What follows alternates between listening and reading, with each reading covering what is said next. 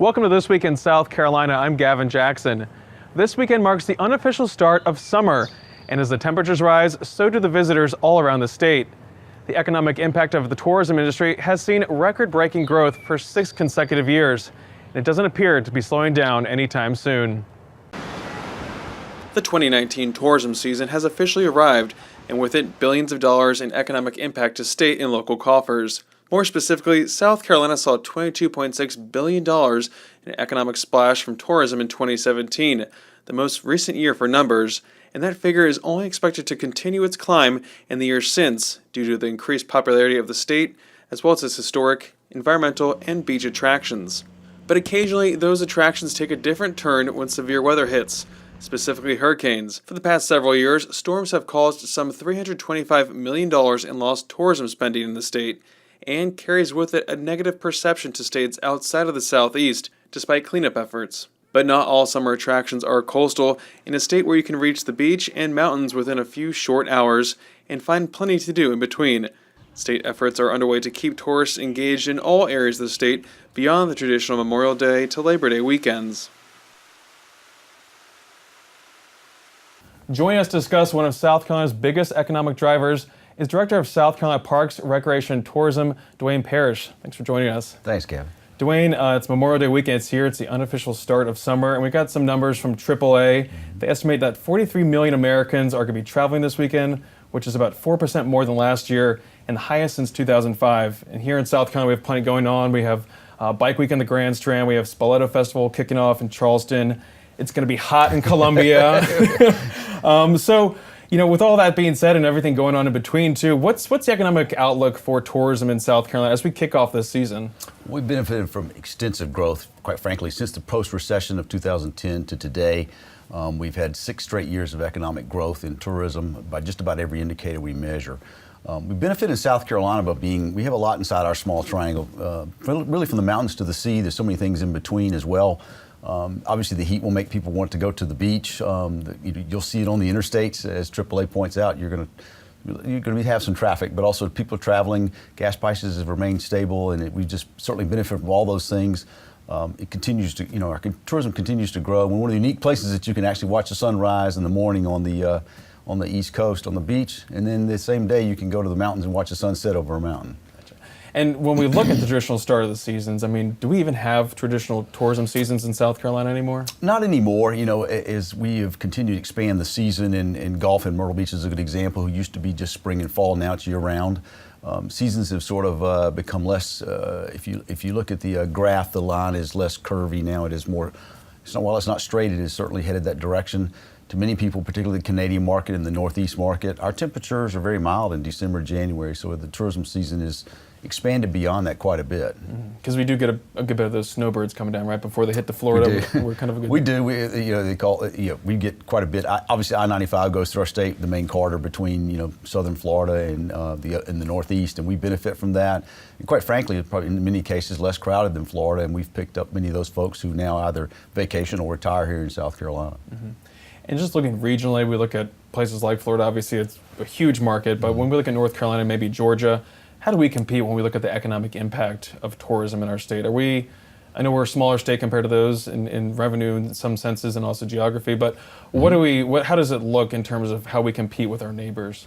Well, in terms of competition with the neighbors, we've done very well, as have our neighbors. We benefit from climate, as I mentioned, low gas prices earlier, those kinds of things. But in terms of our state, we've got, while we're much smaller, we'll never be, because of geographic reasons, never be as large output, quite frankly, as Georgia or North Carolina.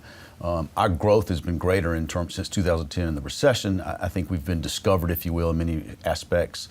And the last thing I'll add to that is the millennial generation looks for authentic outdoor experiences. We have a lot there, quite frankly, as a percentage, probably more than North Carolina and Georgia. And so we benefit from those things. The millennials now are looking for those kinds of things. Our barbecue trail, our Satisfy Your Thirst trail, our indications, our investments we've made in state parks, all leads to that outdoor experience that many of those are looking for. And when it comes to people traveling, is it a mix of people visiting the state or people doing staycations, since there's so much to offer in South Carolina? How do you guys break it down? What do you see in the numbers? Sure. Well, there's a little bit of everything in that mix. And so we have, business travelers, have a great experience, come back as a visitor, bring the family. That's in many cases, as I like to say, no one moves a company here or a business here without without being a visitor first and having a great experience. So we benefit from that, from business travel. On the tourism side, it's a mix of, leisure groups, corporate groups, and then the leisure traveler themselves, and that's people. Our mix, our market is primarily east of the Mississippi, particularly southeast in the drive market. 80% of people who come into our state come by way of car.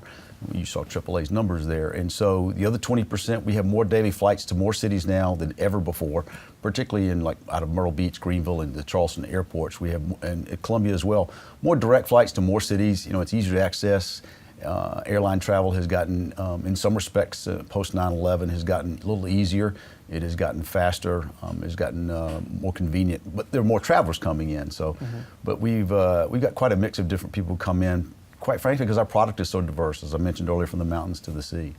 And for such an easy state to get around too. And I know one of those additional flights that we saw added this year was the transatlantic flight to Charleston from London's Heathrow Airport. Yes. Any initial indications about how that's going so far? I know it's only been about a couple months or so. It's been since April, but that's going to be a seasonal service, is what I understand. Correct. It is presently seasonal. Our hope is that it will become year-round.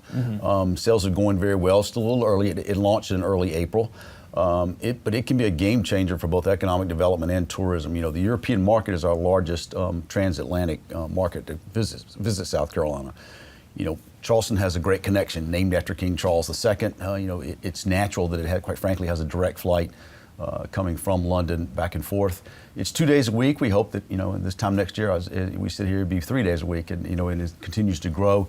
But British Airways, we are the smallest market in the United States that they fly into in Charleston. That says a lot about Charleston's charisma appeal, particularly to Western Europeans. And for our country, it's one of the more historic cities in the country. Yeah, I can imagine what the Brits think right now if they're coming over for this weekend. Sure. I mean, it's hot for us. And just before we jump into hurricanes and the effects that they have on tourism, when we look at regions within South Carolina, I mean, is there intrastate competition between, say, the Charleston area versus Myrtle Beach, or are they defined already, clearly defined, maybe for different groups or different people? Sure.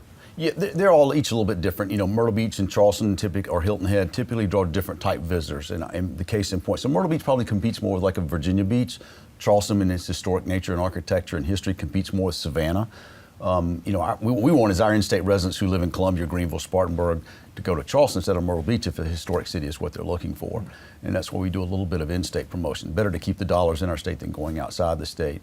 But in terms of growth in the last post-recession in the last 8 years, Greenville and Charleston have probably some of the highest growth in terms of new hotel supply coming online, in terms of visitation, in terms of economic impact.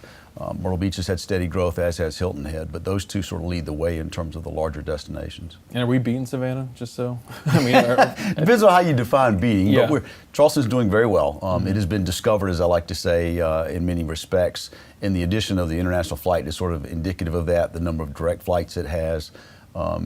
Charleston is tourism management is now an issue there that wasn't 10, 15, 20 years ago. While it's still a problem, it's a good problem to have. I mean, in terms of, just like everything in any growth has to be managed, but Charleston is sort of a leader in doing that in many ways. Yeah, we're just talking about Horry County too. I was looking at data from Coastal Carolina University. They do a good job keeping up with, occupancy rates and revenue per room, and it looks like they had a pretty good year last year too, a 7% increase with those occupancy rates. So again, strong growth in the Grand Strand area as well. Well, Myrtle Beach has benefited. They've been connected to the Canadian market really since the 50s and 60s. The Can-Am days have been around, decades. They have, direct service into Canada. They have always, you see people in the water on the beach in March, when most of South Carolina residents would not be in the water. But they have always had that. Golf, of course, really took off really in the 70s, 80s, and 90s, and that is, while that supply has shrunk in the golf market, it still is their biggest niche market in that regard. It also opened up Myrtle Beach from being just a summer vacation destination to a year-round destination, where now it has restaurants, I remember as a child and teenager growing up, where restaurants were closed after the summer. That's not the case. Everything just about is open year round. Myrtle Beach has benefited from that. It's a coastal destination.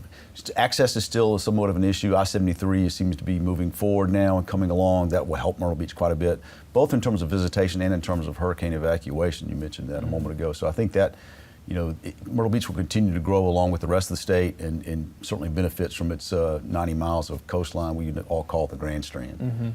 So then just looking at how the hurricanes have impacted South Carolina, Sure. like we were saying, $325 million affecting the coast. How does that affect the tourism season? And looking at the storms, how do you guys go forward knowing that that's always a threat? Well, we've had 4 years now, $325 million direct spending loss in visitation. And quite frankly, our tourism numbers, while they're extremely good since the post-recession, they'd be even better if we hadn't had these hurricanes. The one silver lining is we've gotten good at it in terms of response. And while the law enforcement people are responding to the actual hurricane, we are responding to how to get back up on our feet, if you will, as quickly as possible. Because hotel rooms and restaurant seats are perishable products, just like an airline seat. So we try to get people back as quickly as possible. That's some of what we do. We've done everything from live social media along the coast the day after a storm, just to let everybody know the whole coast is okay. But after 4 years, quite frankly, we were a little concerned in the Northeast areas in particular, in the Midwest, that we may, our perception of here is, don't go to the coast, the Southeast coast, or South Carolina in particular, because it's hurricane season in the fall. My concern is that even after, if we go back to pre-hurricane years and look at our business, we might be down this fall, even if we don't have a storm. So to overcome that, I asked the legislature for another $1 million to sort of help us with this perception issue, particularly in those Northeast and Midwest markets. The Southeast understands it a little better, but really to kind of come and say this is still a great place to come in the fall. So we're looking at some creative ways to do that now, maybe not calling it fall, calling it a different season, second season or third season. I don't know exactly yet. We're still we're formulating that now, but a way to try to overcome that image of having a lot of storms come in. But and we did, some storms we didn't have any physical damage, but visitors tend to leave once they hear the word evacuation or hurricane, particularly those that don't live on the coast, not used to it. As soon as they hear it on the news, even if the evacuation hasn't started, they leave. And so it hurts economically in tourism. So yeah, $1 million you were saying for those advertising efforts. But looking, I guess maybe another silver lining too is that the storms that we have had were always September, October. So it was never in the middle of the season. So that's got to be another blessing for you guys. Yeah, it could be worse. It could be in the middle of summer. However, much of the Grand Strand of the coast, really from Hilton Head north or North Myrtle Beach south, the Grand Strand relies on golf a lot, and while it's our largest, it's a niche market. It's certainly our largest niche market, and the fall is actually busier than the summer in terms of golf, and so it is cut into that. And Hurricane Florence is a good or bad example, depending on how that impacts. So the flooded a lot of golf courses, closed for, in some cases, a couple of months. And so that really hurt business from what normally would be a busy time for golf. But, we're just ready for Mother Nature to give us a break. Yeah. And you were talking about just kind of what you guys saw in the budget from the legislature. You saw some additional money being freed up for your sports marketing program in this year's budget that's going to take effect in July 1st. How big, and we've been talking about golf, but how big is sports really when it comes to attracting tourism and visitors to South Carolina? Sports is probably the second biggest niche market. Of course, you could include golf that, but what happened when the NCAA dropped the ban and after the flag came down several years ago, we as a state went up to Indianapolis to meet with the NCAA to say, look, we want you back, or as our tagline was, let the games begin. That's been a huge economic success for us. Probably the most visible example is hosting the 2019 NCAA basketball regional here in Columbia. But even, the NCAA has championships and tournaments in a variety of different sports. That has opened up our state to events, quite frankly, we haven't had in the past. That's been a big economic impact, puts us at the fore. We already have great weather, great food, friendly people. The NCAA to be able to come back was a big deal for us and still is. Greenville will host in 2021 the NCAA men's regional. But even the smaller tournaments, parents should typically travel with their children or all the way up to college. Family and friends come, coaches come, referees come. So it's an economic impact for the local market, whatever that may be or wherever it is. And we have great facilities throughout our state. Rock Hill is probably one of the forefront of sports tourism in the Southeast. They have a velodrome, which is I call what NASCAR is on a bicycle. They have BMX motocross. They have hosted a number of, in 2017 they hosted the World BMX Championship. Drew thousands of people from all over the country, all over the world. And so Soon might have the Panthers practice facility. Panthers practice facility moving into Rock Hill is just another example of we are really becoming quite rapidly a sports tourism state. But Rock Hill's certainly taking advantage of that with the development of what they put into their market. And again, that marketing program is for local communities to get grants to help attract events to their communities? Yeah, basically there's a matching grant program to allow local governments to attract sporting events, things like marketing, bid fees and the like, equipment rental, to help make sure that event happens in that market. Mm-hmm.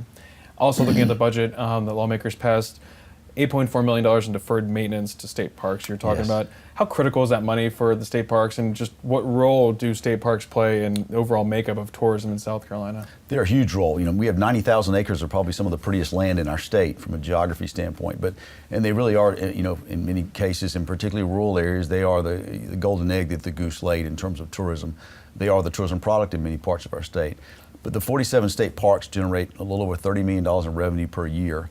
Part of that, and continue to get that, is putting investment back in the product. The parks didn't get much money during the recession like many other things, and so we've played catch up a little bit, but we've made major investments in the parks. The legislature's been very good to state parks in terms of reinvestment. They're memory makers for many people in our state, and we really have some wonderful parks, everything from along the base of the Blue Ridge Mountains and Highway 11 all the way down to the coast in places like Hunting Island, Myrtle Beach State Park, Table Rock, and Oconee, and some of the Devil's Fork, some of the most wonderful places around the state. State parks is something we'd be very proud of. The iconic look of the lighthouse at Hunting Island to Table Rock, and those are landmarks that people recognize, our state residents recognize right away, and they lead the way, and I'm proud to say that we have those in our agency. And speaking of Hunting Island, they really took a big hit during Matthew and then even Irma. But Hunting Island is back. You guys brought it back last January. I think everything came back online for the most part. Yeah. In Hunting, the last thing we have to do, there are two things. We got road repair coming up this year, and beach renourishment will start this fall. Hunting Island is a barrier island. It does what it's supposed to do. Barrier islands move around a little bit, so the nature of that island changes over time. And so we have to adapt and adjust to that, not build things right on the beach, because 10 years from now they may not be there. The island moves around, but it is a phenomenal place, unlike any other. It's basically about 4,800 acres of some of the most unique property in South Carolina. It is, and we will certainly reinvest in that, as I mentioned, in major ways this year in beach renourishment and road repairs. But it's a phenomenal place. And while the storm, particularly Matthew, cleared out many of the pine trees, the south part of the beach now, sort of has that coastal just sand and palm tree look that we don't really have in a lot of other places in the state. Mm-hmm. And so it's such a unique place to go. The lighthouse is an iconic figure, as I mentioned a moment ago, and Hunting Island is truly a special place for Beaufort County. And again, the goal is to have the parks system to be 100% sustaining, funded-wise? Correct. We've been between 95 and 100% for the last 3 years. As I mentioned earlier, the hurricane not only impacts tourism, it impacts state parks. We have generated a fair amount of revenue, obviously, from our coastal parks. They took a hit. We had a lot of closures. In some cases, you mentioned Hunting Island was closed for quite some time. Some of our revenue generators, like campgrounds. The good news is we've got new campgrounds. We've redone at Hunting Island, added a new campground at Huntington Beach State Park on the south end. And so we've opened up, and that's part of what I believe in, is giving people more public access to places they may not have otherwise. Mm-hmm. And so, but yes, we firmly believe without a hurricane they'll be self-sufficient, and we don't go to 105, 110%, whatever, over 100%, it's just reinvested back into the parks. Mm-hmm.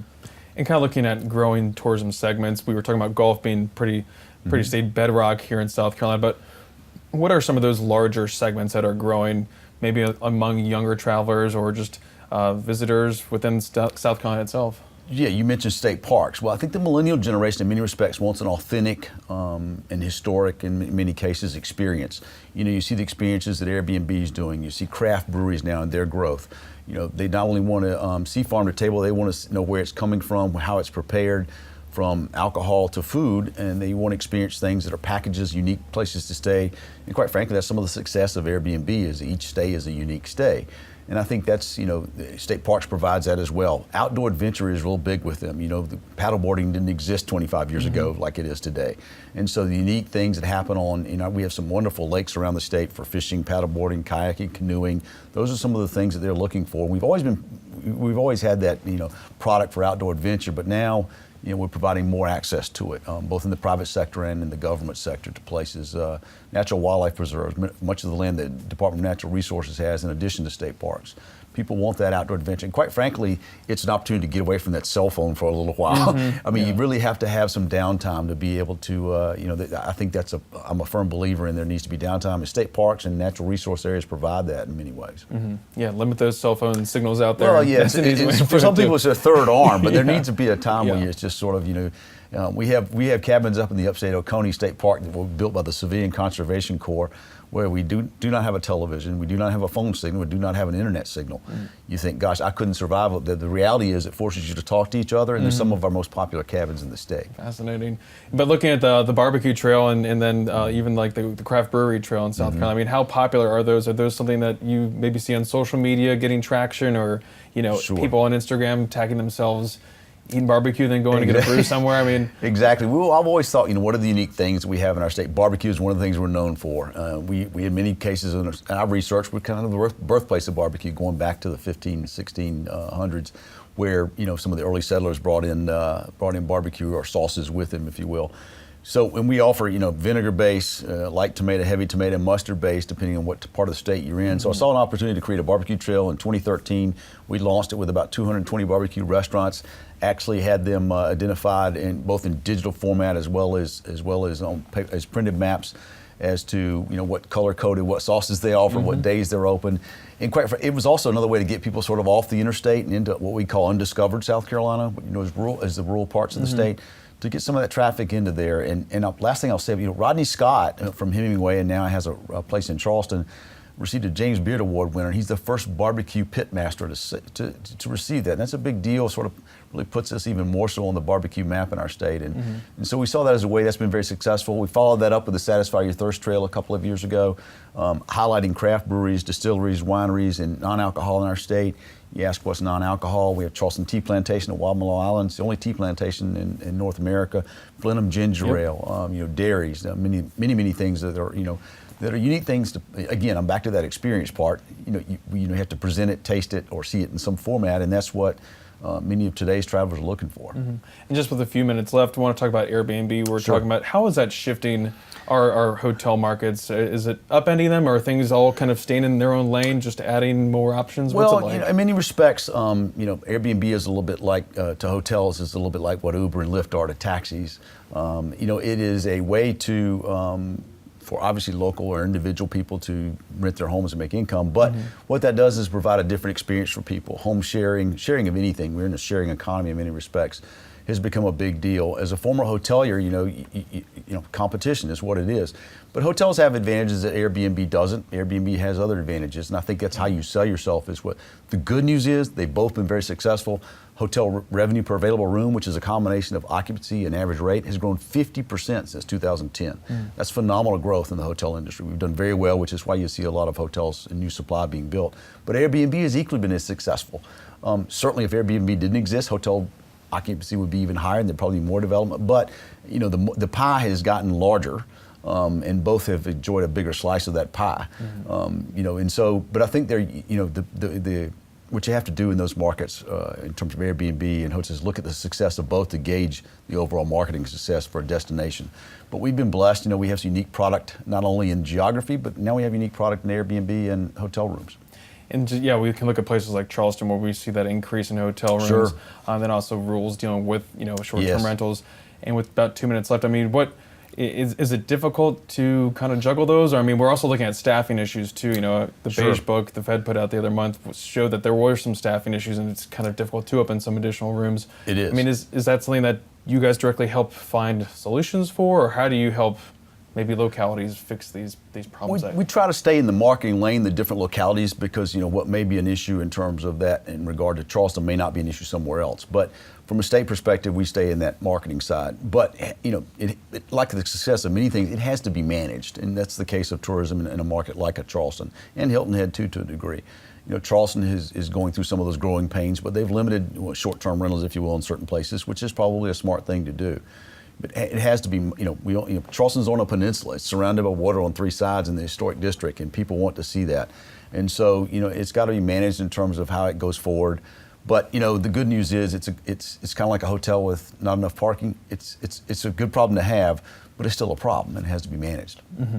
So just with 30 seconds left. What's the outlook? What are we looking forward to from PRT this year? Anything new that we should be on the lookout for in 2019? I think with the international flight we've added, the growth of the international traveler, in Heathrow and London is a gateway to the rest of the world. So I think we'll see, particularly in Charleston, but even the surrounding areas of Columbia, Myrtle Beach, and Hilton Head, a lot of growth, steady gas prices. I expect 2019 to be another record year. Awesome. So plenty to look forward to with a good economy going. That also helps too. So thanks to Dwayne Parrish, and thank you for joining us.